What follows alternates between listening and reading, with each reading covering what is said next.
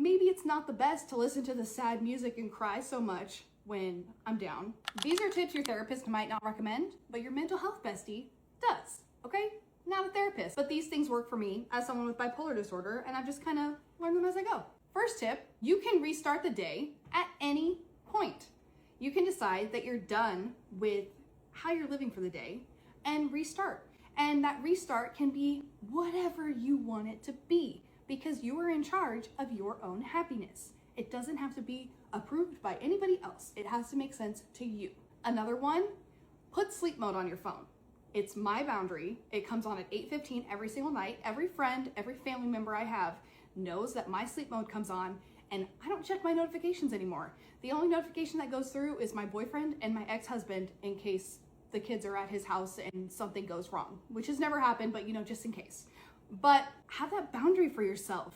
Limit your distractions at night so that you can actually relax and you can actually go to sleep. Another one is when your therapist is teaching you a skill, you need to ask them to keep going with it. Keep practicing it every time you meet with them because I don't know, every time I'm with a therapist and I'm learning a new skill, I feel like we talk about it once and then I'm just expected to remember it.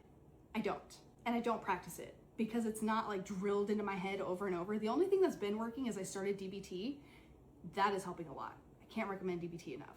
So that is probably recommended by a therapist. Another one, not every therapist is a good fit. Speaking of therapists, I found this out more recently. I had a therapist last year that honestly got a little too real for me, that it made me uncomfortable and it made me feel worse about myself. And then I continued to go to her and then I realized I can find a different therapist.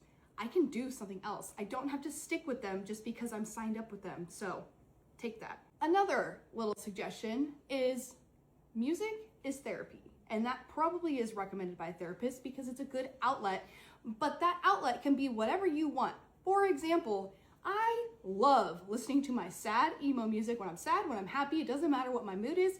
I love it. And maybe it's not the best to listen to the sad music and cry so much when I'm down. Maybe it's not the best, but it is relieving and I always feel better afterwards. So there you have it. Those are my tips for the day.